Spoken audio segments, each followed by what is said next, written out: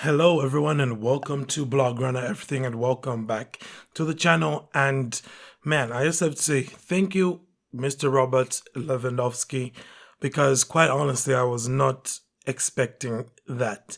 You could say I was expecting Barcelona in this game to have conceded at least 3 goals.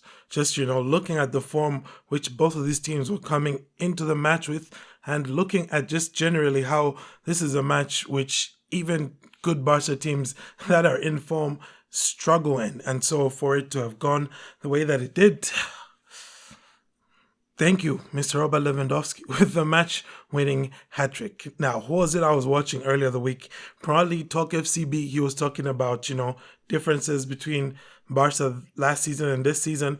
And one of the things that he pointed out was the lack of a 40-goal a season strike. And man, I think Lewandowski definitely heard that because he did score 40 plus goals last season, and he showed us that he still kind of has that spark in him. Okay, hat trick here, scored, started off with a penalty, then went on and scored a couple more, and I think my favorite one personally was from the corner kick, that header, just brilliant.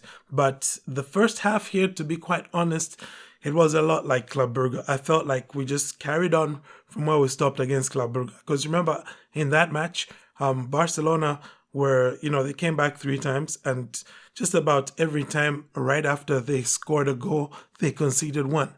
And that's more or less what was happening in this match, Early on, Barca get the penalty, they score, and literally 1 minute later, Celta equalize. Later on, again, Barca score, and just a few moments later, Celta equalize. And of course, Yamal scoring the third for Barca, which gave them the lead into halftime. And I just have to say, the second half was a lot better. I saw something which we've not seen from Barcelona since, you could argue, Xavi's second season.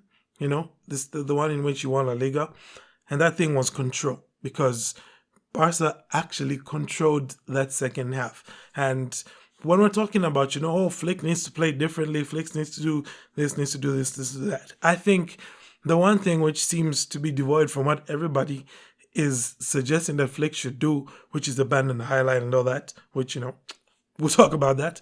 But the one thing which he actually does need to do is just introduce more control into matches. I realize that, people believe that tiki-taka is dead and that, that style of play is in the past. But, you don't necessarily have to always play that way, but play that way when you need to play that way, which is exactly what Barca did in that second half. Because I can hardly remember a time when Celta got a shot on goal. And guess what? It's not because Barca were defending deep and, locking things down. No, it's because Barcelona were now just, they're winning the ball back quickly, but they were also just keeping the ball better in midfield. They were controlling that midfield a lot more, I guess I have to say here, shout out to Olmo, because I thought this game he did kind of show a side of him that we would like to see more often when he's not scoring, which is just, generally being a more functional, more useful piece for the rest of the team to do things like keep possession of the ball, to do things like, avoid conceding possession unnecessarily. So, that was definitely a good thing to see from Dani Olmo. We hope he can carry on in this vein. And man, it's now the international break coming up after this, and miraculously, Barcelona have actually closed the gap to Real Madrid. Not that I'm too surprised that, Madrid ended up drawing against Rayo. It's not really a surprise for me. Rayo are kind of like, the Bournemouth of La Liga, where, they can give you a very tough game on their day, especially if you're a big team. Like, they really get up for those matches. Basically, if you go to Rayo and you don't have a tough match, you're not a big team. Okay, if they don't consider a big team, nobody takes you seriously. But on a serious note, Madrid dropping points doesn't surprise me there, but Barcelona not dropping points, Barca getting the full points here, that definitely does surprise me. And those are the kinds of swings that you need across, the length of a season to make up points where nobody would have expected it. to get 3 points where you would have expected, one at most. That's the case here for Barca against Celta. And, I'm so happy with the win. I ended up, wearing my closest colors that I have to a Celta jersey. So, it's going to at least be a nice little transition into the international break for Barcelona.